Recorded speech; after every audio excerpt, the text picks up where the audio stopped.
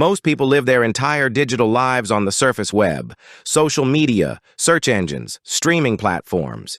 But what if I told you that this visible internet is just a tiny fraction of what truly exists? Beneath it lies an invisible world that can't be found through Google or Chrome.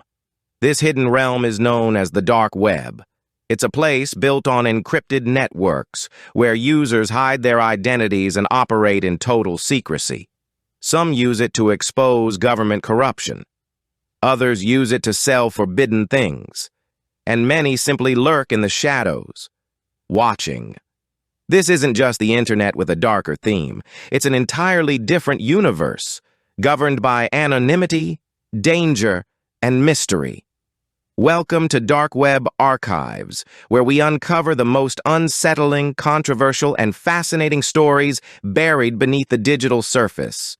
But be warned, once you step into this world, there's no going back. To truly understand the dark web, we need to break down the internet into its three core layers, because not everything online is as open as it seems. First, there's the surface web. This is the part we all use daily: news sites, Wikipedia, online stores, YouTube, social media. It's indexed by search engines, meaning it's publicly accessible and easy to navigate. But surprisingly, it makes up less than 10% of the entire internet. Below that is the deep web, a massive section that includes everything behind login forms or paywalls. Think online banking, academic journals, private cloud files, corporate intranets. It's legal and safe, but hidden from the public for privacy and security reasons. And then there's the dark web. This is where things get murky. It's intentionally hidden and accessible only with special software, most commonly the Tor browser. It's built for anonymity, which makes it both a tool for freedom and a magnet for illegal activity. You won't stumble upon it accidentally.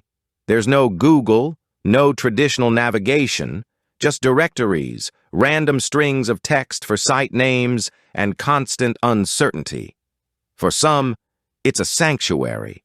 For others, it's a digital underworld. If the dark web is a hidden world, then Tor is the key that unlocks its doors. Tor, short for the onion router, isn't just a browser. It's a network designed to protect your identity by bouncing your internet traffic through multiple volunteer-run servers around the globe. Every bounce is encrypted, making it incredibly difficult to trace who you are or where you're located. When you open Tor, you're not going to see Facebook or Amazon. Instead, you'll find strange, randomly generated URLs that end in .onion, like KJD83KSD8FH29N.onion. These sites aren't listed on search engines, and many only exist for a short time. Some vanish within days, others remain hidden for years. Navigating this space is nothing like the regular web. You'll use outdated link directories, cryptic forums, and word-of-mouth references. One wrong click could lead you to a scam, malware, or worse. But with the right knowledge, you can also access whistleblower platforms, underground marketplaces, hidden chat rooms, and obscure archives that don't exist anywhere else online. The Tor network was originally created by the U.S. Navy to protect intelligence communications. Today, it's used by activists in authoritarian countries, journalists avoiding surveillance, and, unfortunately, cyber criminals too. It's a tool, not inherently good or evil. But what you do with it determines which side of the dark web you'll experience. Perhaps the most infamous part of the dark web is its underground marketplaces. These aren't just digital stores, they're black markets hidden in plain sight, operating through encrypted networks and cryptocurrency. One of the first and most notorious was Silk Road, launched in 2011. It looked like any regular e-commerce site but sold illegal drugs, fake IDs, hacking tools, and more. Buyers left reviews, vendors had ratings, and transactions were done in Bitcoin. It was organized, efficient, and completely illegal. But Silk Road didn't last. In 2013, the FBI shut it down and arrested its creator, Ross Ulbricht, who now serves a double life sentence. After Silk Road's fall, more marketplaces emerged. Alphabay, Hansa, Dream Market, each one bolder and more complex than the last. They operated in a constant cat-and-mouse game with law enforcement, and many were eventually dismantled in global cybercrime operations. What's shocking isn't just what they sold, but how they operated. These sites used encrypted escrow systems, customer support, and even promotional discounts, just like any legitimate business. Some had thousands of listings and millions in annual revenue. They blurred the line between corporate structure and organized crime. Today, the marketplace scene still exists, but it's fragmented and more cautious. Many vendors have moved to decentralized systems or invite-only forums. Others use end-to-end encrypted messaging apps and leave behind the centralized platforms that made them easy targets. The golden era of dark web marketplaces may be over, but their legacy and their dangers live on in the hidden corners of the internet. When people hear the words dark web, they usually think of illegal activity, drugs, weapons, human trafficking. But here's a twist. Not everything on the dark web is illegal. In fact, some parts of it are completely lawful, yet still deeply unsettling. Take whistleblower platforms, for example. Websites like SecureDrop and GlobalLeaks allow journalists and activists to receive sensitive documents from anonymous sources. These tools are vital in countries where exposing corruption could cost you your life. Even major newspapers like the New York Times host .onion versions of their sites so people can safely access news in censorship-heavy regions. All of this is legal and arguably necessary for global transparency. There are also dark web mirrors of banned books, declassified documents, academic journals, and forums for people living under oppressive regimes. These spaces give voice to those who can't speak freely in the open internet. But here's where it gets blurry. Even legal content can be disturbing. You might stumble upon forums where people discuss bizarre fetishes, unfiltered trauma, or conspiracy theories too extreme for mainstream platforms. There are message boards dedicated to doomsday prepping, unverified medical advice, or radical political ideologies. Some of it may be protected by free speech laws, but that doesn't mean it's safe, true, or mentally healthy to consume. What's more troubling is how easily the legal and illegal content blend together. A site that offers banned literature may also link to exploitative forums. A journalistic Dropbox could be advertised right next to a marketplace for stolen identities. The dark web doesn't organize itself into neat categories. There are no content warnings, no moderators to step in, and no way to know if what you're seeing is legal, harmful, or both. So while parts of the dark web serve important functions, like protecting whistleblowers or bypassing censorship, they exist in a chaotic, unregulated space. And in that chaos, disturbing things often lurk right next to legitimate ones. It's not always about what's illegal. Sometimes the most unsettling content is the stuff that's perfectly legal. One of the most talked about aspects of the dark web is its black market of illegal services. Hitmen for hire, human trafficking, organ sales, hacked bank accounts, murder live streams. These headlines grab attention, but how much of it is real? The answer is more complicated and far more disturbing than a simple yes or no. Let's start with the truth. Illegal activity does exist on the dark web. Stolen data, forged documents, counterfeit currency, and untraceable malware are routinely bought and sold. Cybercrime groups use dark web forums to trade hacking tools, plan ransomware attacks, or even auction off access to hacked company networks. These things are real, and law enforcement agencies around the world constantly monitor and infiltrate these spaces. But then there's the other side, the scams, the traps, the myths. Some of the most extreme services you hear about, like Red Room torture streams or Hitman for hire websites, are often elaborate hoaxes or phishing operations. A famous case involved a site called Besa Mafia, which claimed to offer assassination services. People paid thousands in Bitcoin, only to realize it was fake. In the end, the site collected money from paranoid users and delivered nothing. no murders. Just stolen cryptocurrency. The same applies to organ trafficking. While there are threads and listings that suggest this kind of activity, there's almost no verified evidence that actual organs are bought and sold through dark web platforms. Most of these claims are based on fear, rumor, or marketing gimmicks designed to lure clicks or bait careless users. Still, the illusion of reality is part of the danger. Even if these services are scams, they expose people to real-world consequences.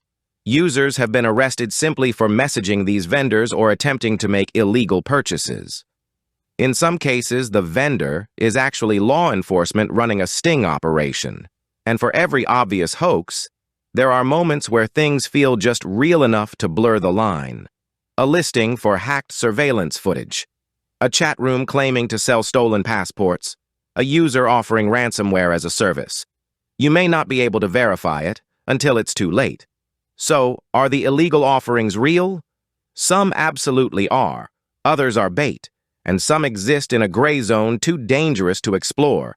In the dark web, illusion and reality are woven together by design, and separating the two can be a deadly mistake. Money makes the dark web move, but not the kind you keep in your wallet. Traditional banking systems don't work here.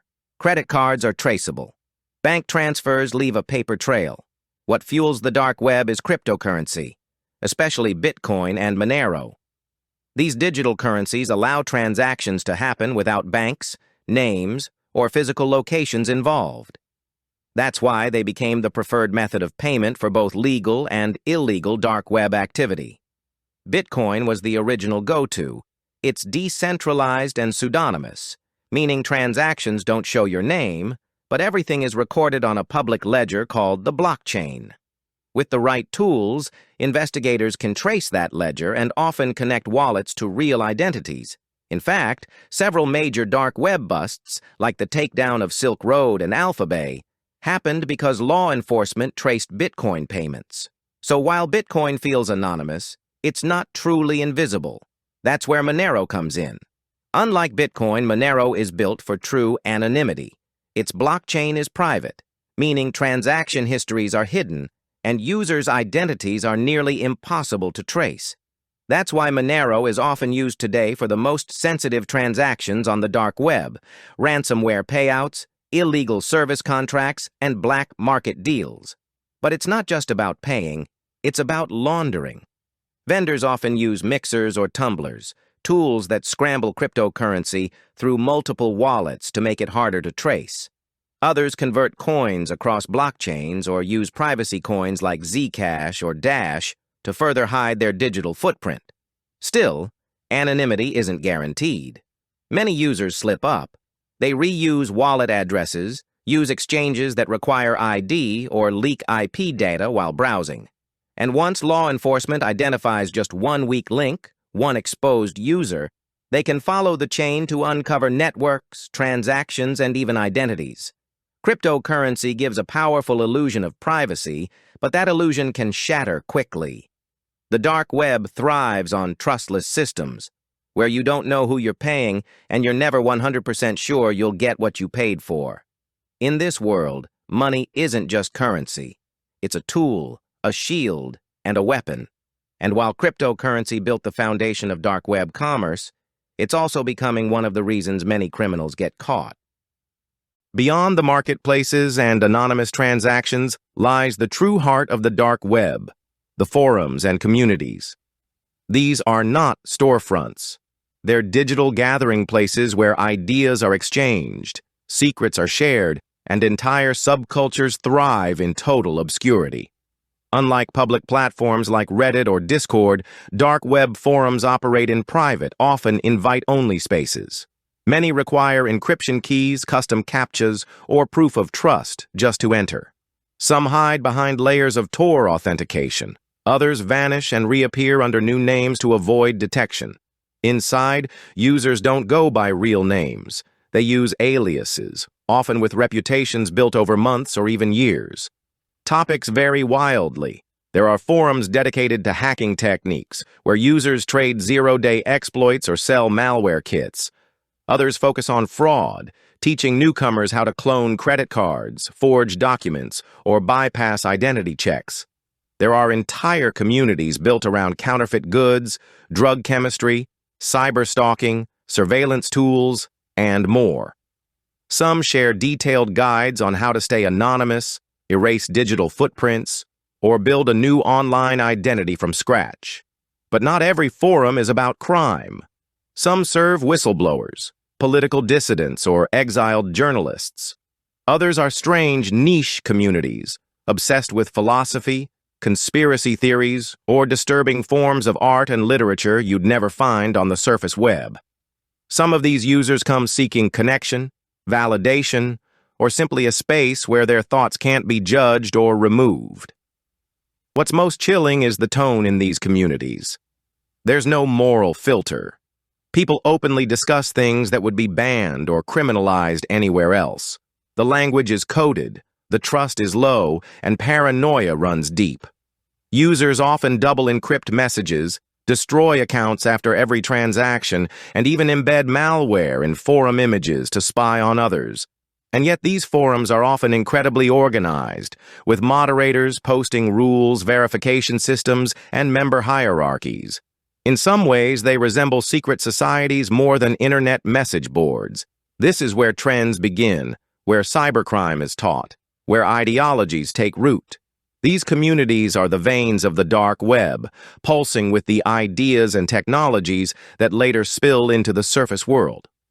Whether you're looking for rare knowledge, dangerous tools, or just an unfiltered glimpse into humanity's darkest corners, you'll find it here. But once you step in, you may never see the internet, or the world, the same way again.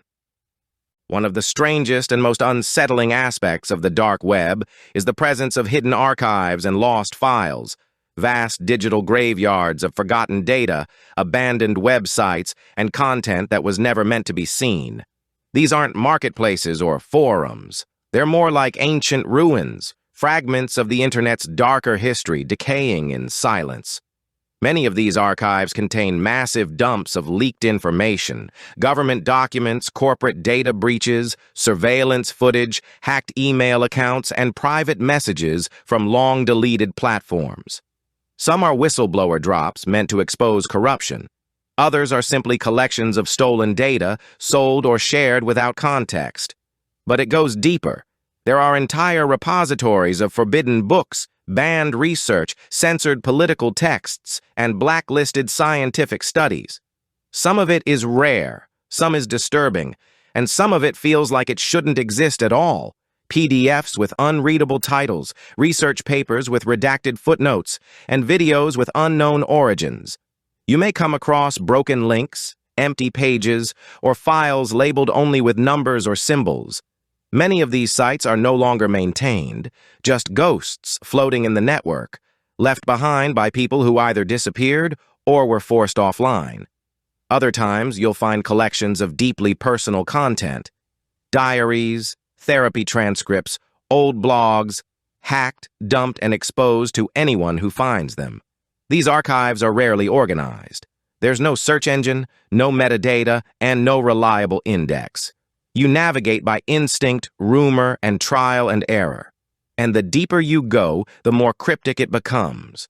File formats that don't open, folders filled with random characters, videos that glitch or end abruptly.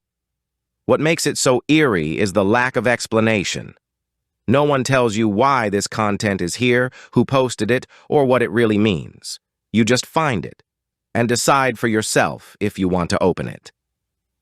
Many users have described stumbling upon images or text so strange and contextless that they felt they had uncovered something not meant for anyone to see. Some believe these archives hold digital relics from operations gone wrong, abandoned darknet experiments, AI training failures, or leaked surveillance programs. Others think they're just the trash bin of the internet, forgotten files left behind by hackers and archivists. But in the dark web, even trash can tell a terrifying story. These lost files remind us that nothing online is ever truly deleted, and that the internet, like memory, sometimes holds on to things far longer than we want it to. Among the most chilling rumors about the dark web is the story of the so-called Red Room. These are said to be hidden live streams where anonymous users can pay to watch and influence events in real time. The idea alone has sparked endless speculation, internet legends, and horror stories. According to the myth, these streams take place behind encrypted walls, and only those with the right invitation and cryptocurrency can access them. The viewer pays, votes, and interacts, but what they're seeing is alleged to be deeply unsettling and ethically horrifying. But here's the truth. No verified Red Room has ever been found. Security experts, cybercrime units, and researchers have searched for real evidence, and what they usually find are hoaxes, scams, or fear-based fakes. Some websites pretend to host these streams just to steal cryptocurrency from curious visitors. Others use countdown timers and sound effects to create false suspense, leading nowhere. Still, the myth lives on. Part of that is because disturbing videos and content have been shared online, though not in real time or through interactive control. The line between creepy reality and fiction often gets blurred, especially in such an unregulated environment. In the end, Red Rooms have become more of a symbol of internet paranoia than a proven phenomenon. They represent our deepest fears about anonymity, control, and what humans are capable of when no one is watching. Real or not, the idea reminds us that sometimes the scariest thing about the dark web is what we believe is out there. Many people think the dark web is a lawless zone, an anonymous playground where you can't be tracked, traced, or caught. But that's a dangerous misconception. In reality, law enforcement is watching, and they're more deeply embedded in the dark web than most users ever realize. Agencies like the FBI, EUPOL, INTERPOL, and even local cybercrime units have dedicated teams trained to monitor, infiltrate, and take down dark web activity. These are not just passive observers. They're actively undercover in forums, marketplaces, and chat groups. In some cases, they pose as buyers. In others, they become sellers themselves, building credibility over months just to uncover an entire criminal network. One of the most famous examples of this is the case of Hansa Market. After Alphabet was taken down in 2017, thousands of users fled to Hansa, unaware that Dutch police had already taken control of it weeks earlier.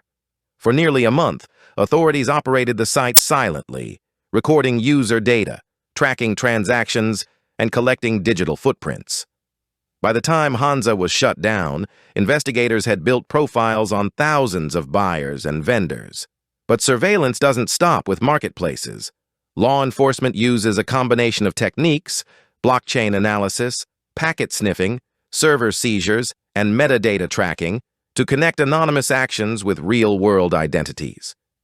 They exploit human error, a reused username, a leaked IP address, an unencrypted message.